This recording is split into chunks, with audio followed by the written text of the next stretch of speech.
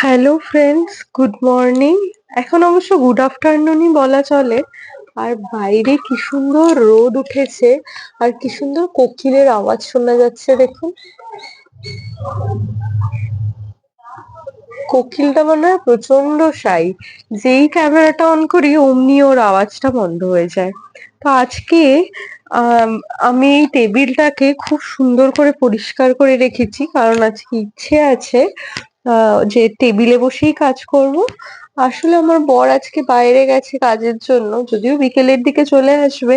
তাই আর ভেতর ঘরে থাকবো না, ভেতর ঘরটাতে প্রচন্ড ঘুম পেয়ে যায়, তাই এখানে বসেই কাজ করব।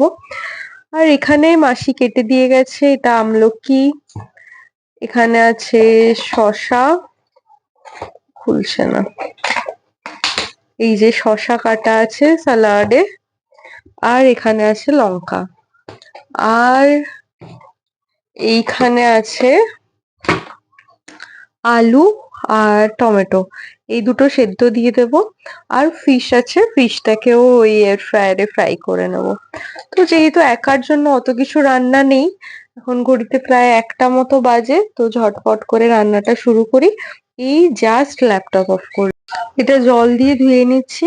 আর এখানে একটা বোল নিয়ে নিয়েছি, এটার মধ্যে আলুগুলো দিয়ে দেব। দিয়ে আজকে আর প্রেসার কুকারে করব না, আজকে এখানেই দিয়ে দেবো। আর কয়েকটা রসুনও দিয়ে দিচ্ছি গোটা গোটা। আর দিয়ে এটা ভালো করে জল দিয়ে দেব, দিয়ে একদম সেদ্ধ করতে বসিয়ে দেব। এটা হয়ে যাবে। আজকে আর ভাত করছি না, ওই স্ম্যাশ পটাটো আর ফিশ দিয়ে হয়ে যাবে দুপুরের লাঞ্চ। এমনিতেও আমি ভাতটা অতটা পছন্দ করি না, তবে করি না মানে হ্যাঁ খেতে হয়, তাই ঠিক আছে। ভাত না হলেও আমার খুব একটা অসুবিধা হয় না আর কি। তো এখন এই সেদ্ধটা বসিয়ে দিই, বসিয়ে দিয়ে তারপর এখানে এটা বসিয়ে দিয়েছি। আর এটা একটা কিছু দিয়ে চাপা দিয়ে দিই, না চাপা দিলে সেদ্ধ হতে আরো টাইম লাগবে। তো এটা এখানে হতে থাক।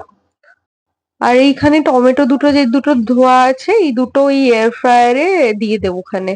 মানে তাহলে ওই ফ্রাই হবে না, মানে একটু সেদ্ধ টাইপের বেকটো হয়ে যাবে। আর ওটা দিয়ে আলুটাকে স্ম্যাশ করে নেব, তাহলে আর বাটারটা লাগবে না। তো এখানে 4টে লঙ্কা নিয়ে এসেছি, 4টে লঙ্কাও ভালো করে ধুয়ে নিলাম। নিয়ে এই যে যেটা সেদ্ধ হতে বসাচ্ছি সেটাতে দিয়ে দেবো, সব একসাথে তাহলে সেদ্ধ হয়ে যাবে। দিয়ে ওই টমেটোটা দিয়ে স্ম্যাশ পটাটো মাখাও হয়ে যাবে। এটা চাপা দিয়ে দিলাম। আর এখানেই আমলকি আর শসা যেগুলো রয়েছে সেগুলো একটু জলে ধুয়ে নিচ্ছি। আর আমলকিটাও একটু ধুয়ে নিচ্ছি, আমাদের ঘরে আমলকি মাস্ট।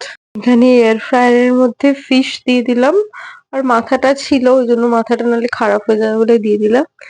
আর দুটো টমেটো, মানে একটা টমেটোর 2 পিস এখানে দিয়ে দিলাম, তাহলে এটাও আর কি ওই কি বলবো সেদ্ধ টাইপের হয়ে যাবে।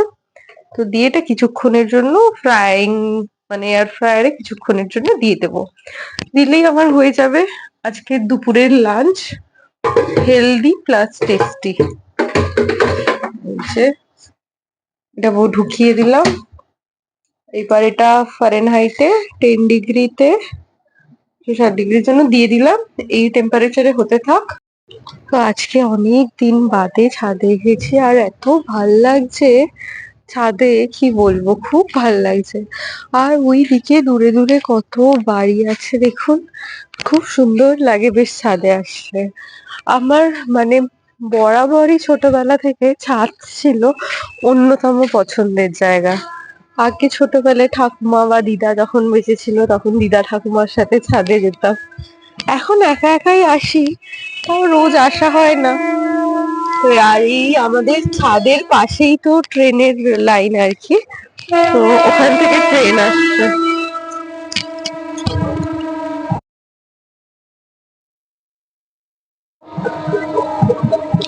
এই যে এখান থেকে এখন ট্রেন আসছে, ওই যে এখান থেকে ট্রেন, এত ভালো লাগে এখান থেকে দেখতে বাইরেটা, খুব সুন্দর লাগে। আর এখানে একটা ট্রেন আসে কেটে যাওয়ার মতো অবস্থা। তো এই যে এবার পাখিদেরকে খাবারটা দিয়ে দিই, অলরেডি ওই পায়রাগুলো এসে গেছে। তো এই যে এই র্যাক গুলো আছে এখানে ছড়িয়ে ছড়িয়ে খাবার দিয়ে দিয়ে ওরা ঠিক এসে খেয়ে যায়। সামনে এই হসপিটালটাতে অনেক পায়রা কাক থাকে, তো পুরো ছড়িয়ে ছড়িয়ে দিয়ে এমনি করে। সময় হয় না তাই, নাহলে রোজই এসে দিয়ে যেতাম। মাঝে মাঝে দিয়ে যাই, আগে যখন দিয়েছি এই দিকটা করে দিয়েছি। চলুন আরো বাকিটা নিয়ে ওই দিকটাতেই চলে যাই। আর এখানে না আশেপাশে কোথাও কোকিল আছে, ওই দেখুন কোকিলের আওয়াজ। কোকিলের ডাক আসা মানেই মনে হয় যে এসে গেছে। এই যে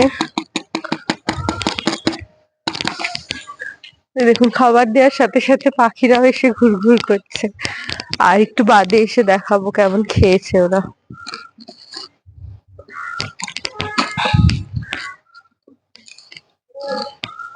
ওই দেখুন উপরে ঘুরঘুর করছে। তো চলুন আমরা এখানে কিছুক্ষণ বসি। ওই দেখুন যদি আসে তাহলে দেখা হবে। আমার গাছগুলোতেও না জল না পেয়ে পেয়ে শুকিয়ে গেছে, দাঁড়ান একটু গাছেও জল দিয়ে দিই। যখন এসছি সকালে মনে হয় জল দেয়নি। এই কলটা হওয়াতে খুব সুবিধা হয়, যখনই এলি যার যখন সুবিধা হলে এখান থেকে নিয়ে গাছেও জল দিয়ে দিতে পারবে। ওই দেখুন পায়রাগুলো এসে গেছে। এই যে এবার একটু সাইড হলেই ওরাই আসবে এখানে খেতে। দাঁড়ান এই দিকটা করে ওয়েট করি, তাহলে দেখা যাবে। ওই দেখুন পায়রা এসে গেছে, ওই দেখুন দেখতে পেয়েছেন, আমি জুম করছি। ওই দেখুন এখানে কিছুক্ষণ ওয়েট, কত পাখি আসে। ছাদ থেকে এসে গেছি, এসে দেখছি এটা বন্ধ হয়ে গেছে, দেখি কত দূর হলো। হ্যাঁ একটা দিক হয়েছে, আর টমেটোটাও ভালো হয়েছে, দেখুন পুরো বেক হয়ে গেছে। এবার আরেকটা দিক উল্টে আরেকটা দিক করতে দিয়ে দেবো। তো হ্যালো ফ্রেন্ডস, এখন সন্ধ্যা হয়ে গেছে, এখন প্রায় অনেকটাই সন্ধ্যা হয়ে গেছে। সন্ধ্যা দেওয়াও হয়ে গেছে আর ঘড়িতে প্রায় 6টা সাড়ে 6টা মতো বাজে। তো এখন আমি একটুখানি ওই রাতের জন্য চিকেনটা করে রাখবো। আর ও তো নেই, ও বেরিয়েছে, তো রাত্রে দুপুরে বাইরে তো ভালো কিছু খেয়েছে কিনা জানি না।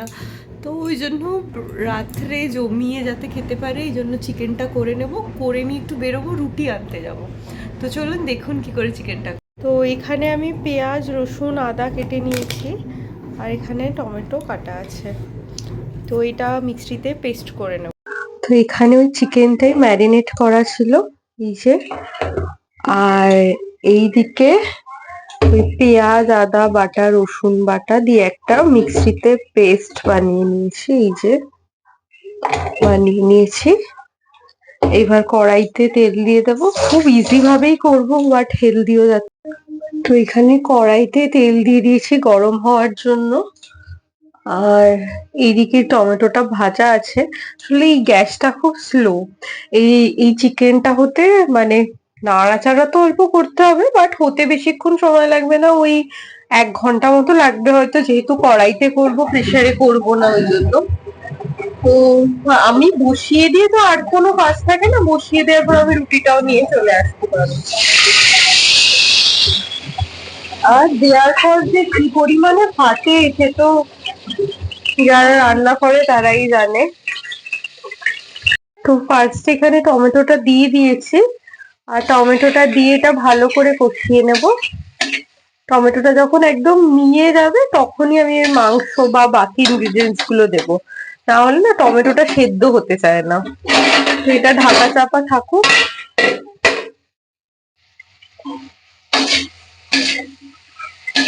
এখানে চিকেনটা আগে একটু ফ্রাই করে নিচ্ছে হালকা করে, তাহলে না টেস্টটা আরো বেশি হয়। এই পুরো মশলাটার সাথে চিকেনটা একটু ফ্রাই ফ্রাই হয়ে গেলে তারপরে এটা আমি ওই যা যা মশলা দেবো সেটা আর কি দেবো, দিয়ে এবার ওর মতো চিকেন হতে থাকবে। তো এখানে আমি দই দিয়ে দিয়েছি, আর এটার সাথে ওই যেই পেঁয়াজ আদা রসুন বাটা যেটা ছিল ওটাও দিয়ে দিয়েছি। আর টমেটোটা তো আগেই কষিয়ে নিয়েছি। এরপরে এটা একদম নিজের আঁচে আর কি সেদ্ধ হতে থাকবে। এবার স্লো আঁচ করে দেব। আর হয়ে গেলে লাস্টে টেস্ট বুঝে আর কি এটাতে চিনি পড়বে কি পড়বে না সেটা দেখা যাবে। এখন এইভাবেই আর কি হবে স্লো আছে। তো এরপরে এটা আমি ঢাকা দিয়ে দিচ্ছি। এটা থেকেই সিদ্ধ হয়ে জল বেরোবে, হয়ে গেলে আপনাদের সাথে আবার দেখা। এই যে আমার চিকেনটা হয়ে গেছে আর এতটা এতটা ওই তেল ছেড়েছে আর কি, চিকেন থেকে জল তেল ছেড়েছে। এবার দেখি সেদ্ধ আর হবে নাকি। সেদ্ধটা আর একটু হবে মনে হচ্ছে, আর একটু হলে বেটার হয়। ওই জন্য আর একটুখানি স্ট্যান্ডিং টাইম দিয়ে পুরো কষা কষা একদম করে নামিয়ে নেব। তো এই যে আমার চিকেন হয়ে গেছে, একদম খুব সুন্দর সেদ্ধ হয়েছে। আর জানি না খেতে কেমন হবে, খেলে বোঝা যাবে। তো এখন চিকেনটা যেহেতু হয়ে গেছে, এখন এটা আর কি ঢাকা চাপা দিয়ে রেখে দেবো, শুধু খাবার সময় গরম করে নিলেই হয়ে যাবে আর কি। এই যে এই যে অতটা জল টেনে এইটুকুনি গ্রেভি রেখেছি। তো এটাই মজা আর কি, বেশি জল ফুটিয়ে চিকেন করার। আর অনেকদিন বাদে এরকম খোলা কড়াইতে চিকেন করলাম, না হলে বেশিরভাগ সময় প্রেসারেই হয় আর কি। আর এরকম দেখতে হয়েছে চিকেনটা। আর এবার গ্যাসের ফ্লেমটা অফ করে দেব, শুধু খাওয়ার সময় গরম করার জন্য রেখে দিচ্ছি। এটা ঢাকা দিয়ে দিলাম। আর এখানে ভেবেছিলাম একটুখানি করব, ভাত বসাবো, তো এই জন্য চাল ভিজিয়ে রেখেছি। তো বললো, আমার বর ফোন করেছিল, বললো এখন খাবে না, রাত্রে রুটি খাবে। তো এটা রেখে দেবো, জলটা ভেজানোই থাকবে, তো কালকে হয়ে যাবে আমার। এই যে রান্নাঘরের কাজও শেষ, আমার রান্নাঘরের কাজও শেষ। আর আজকের ভিডিওটা রান্নাঘর থেকেই অফ করছি। তো ভিডিওটা ভালো লাগলে লাইক শেয়ার এন্ড সাবস্ক্রাইব করে দেবে। তো চলুন আজকের মতো টাটা।